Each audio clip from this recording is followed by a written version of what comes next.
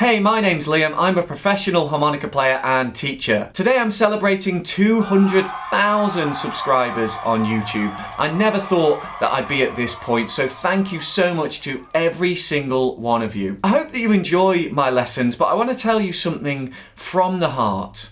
I genuinely believe that I've learnt more from you than you have learnt from me. You've taught me about the harmonica community, you've taught me about the openness and kindness of people all around the world, but I think also you've taught me about the harmonica learning process. So what are the things that I've learnt that I think will really help you no matter your level, whether you're a beginner, intermediate or advanced player? Well, let's start with the beginners. As a beginner, you're probably like I was. I was full of enthusiasm and excitement, and I wanted to come straight out of the traps and go full pelt and become an expert as quickly as possible. And that enthusiasm, that drive is magical, and I don't want you to lose any of that. But there's something that you need to bear in mind as well as a balance to that. So I get lots of comments and emails from beginner players who want to learn to bend, to improvise, to overblow notes. They're all great, but they all have their place in your learning journey. And the truth is, you need to get the foundational things right. If you can't get single notes, then you're never going to get a bend. So you've got to learn to turn that into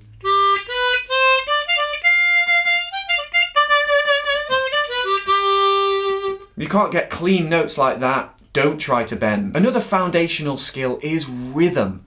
If you can't play with rhythm, there's no point trying advanced improvisational solos. Rhythm is so crucial, and in something like blues music, it's almost more important than the notes you play themselves. Feeling the beat and grooving with the music is possibly the most important thing you can learn. And then, no matter the style of music you play, if you don't have good breath control, you're never going to progress as a player. This is something that beginners often struggle with, and it's well worth putting the time in, learning to use your lungs and your airways as a vessel for that air. Mist up a mirror rather than blow and suck the air. It's that kind of feel. Only once you've got to grips with rhythm, breath control and single notes should you then think about learning songs, and only then should you start to worry about the more advanced techniques. As tempting as it is, I know how tempting it is, I've been there.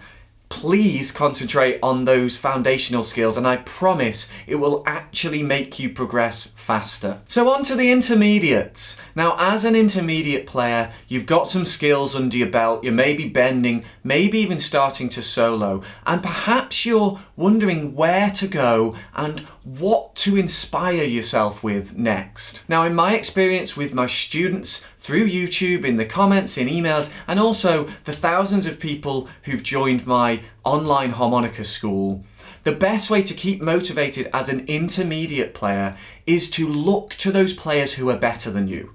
Now, it might be someone you know down the street or a local jam, but often it's the greats. If you're talking about blues, it's Little Walter, Big Walter, Sonny Boy Williamson.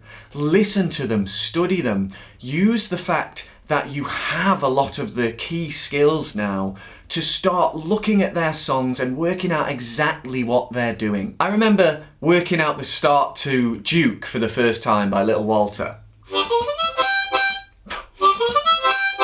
That lick, and it goes over and over, it's great. And in the end, I worked out the full song. It was like a light bulb moment, and I think it was one of the best things I've ever done for my playing. It can be scary. Now, I understand that. You might think, how can I really listen to someone and work out what they're doing?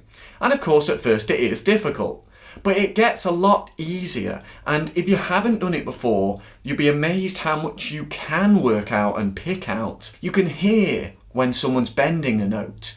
You can start to hear if they're playing an ascending line or a descending line. And those things give you a way in. They mean you've got your foot in the door. And before you know it, you're working out complex solos, and that is one of the most satisfying and, importantly, motivating things that you can do with your time. And then finally, advanced players. Now, as an advanced intermediate or a fully fledged advanced player, you will have a lot of skills and knowledge and repertoire under your belt.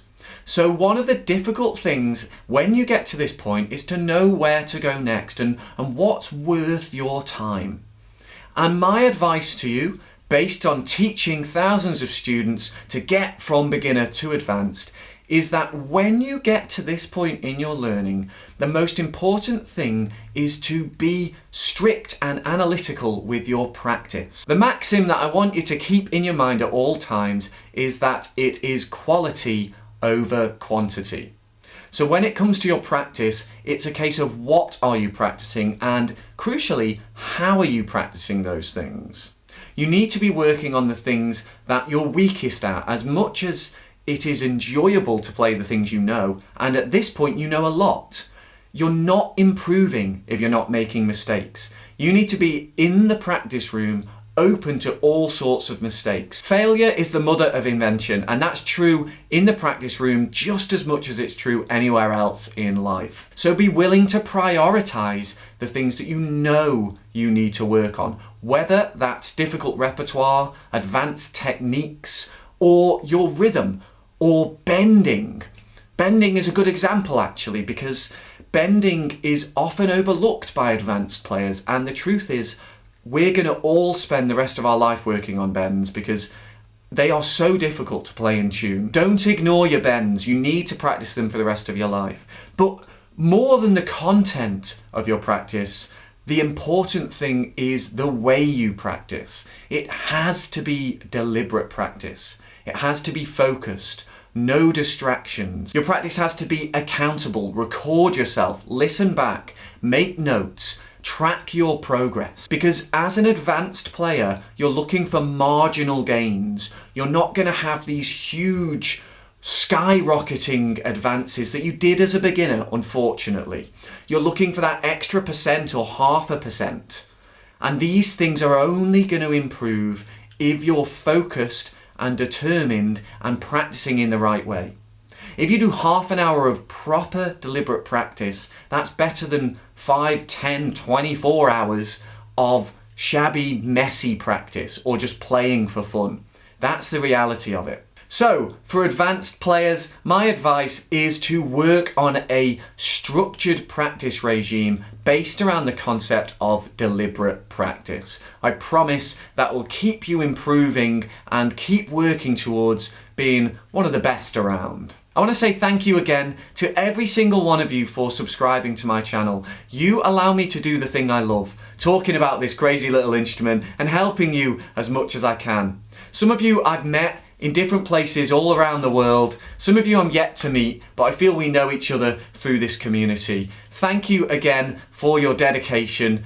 I really wish you the best of luck on your harmonica journey, and I hope that we can continue to teach each other as much as possible in the years to come. If you enjoy my lessons and you'd like to take your playing further, I have an online harmonica school, thousands of students from around the world learning all of the things that make you a great harmonica player.